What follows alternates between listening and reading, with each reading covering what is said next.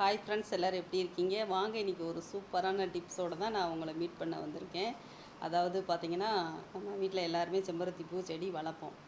சில நேரங்களில் அந்த செடி வந்து நல்லா பூக்கும், சில நேரங்களில் பார்த்திங்கன்னா அது பூக்காது. சில வீட்டில் பார்த்திங்கன்னா செடி நல்லா வளர்ந்து நிற்கும், ஆனால் பூவே பூக்காது.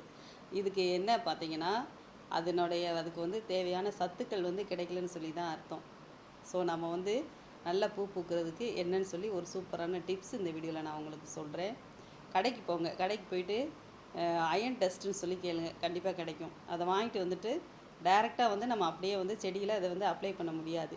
ஸோ என்ன பண்ணுறீங்கன்னா, 1 லிட்டர் தண்ணியில் 1லேருந்து 2 கிராம்ஸ் அளவுக்கு வந்து அந்த அயன் டெஸ்ட்டை கலந்துட்டு ஒரு 7 டேஸ்க்கு ஒரு டைம் வந்து பார்த்திங்கன்னா அதனுடைய வேர்களில், இலைகளில், செடி ஃபுல்லாகவே நல்லா வந்து ஸ்ப்ரே பண்ணி விட்ருங்க. ஸ்ப்ரே இதில் ஊற்றிட்டு நல்லா நீங்கள் ஸ்ப்ரே பண்ணி விட்டுட்டிங்கன்னா அது சூப்பராக வந்து அதோடய வேலையை செய்ய ஆரம்பிச்சிடும். ஒரு 30லேருந்து 35 நாளைக்குள்ளேயே பார்த்திங்கன்னா செடியில் வந்து நல்ல மொட்டுக்கள் விட ஆரம்பித்து நல்ல பூ பூக்க ஆரம்பிச்சிடும். கிட்டத்தட்ட பார்த்திங்கன்னா அப்படியே செடி ஃபுல்லாகவே பூவாகவே நல்லா பூத்து ஒரு 20லேருந்து 25 பூ வரைக்கும் ஒரு நாளைக்கு பூக்கிற அளவுக்கு பார்த்திங்கன்னா செடிகள் வந்து பூத்து குலுங்க ஆரம்பிச்சிடும். இந்த டிப்ஸை கண்டிப்பாக நீங்கள் ஃபாலோ பண்ணுங்கள்.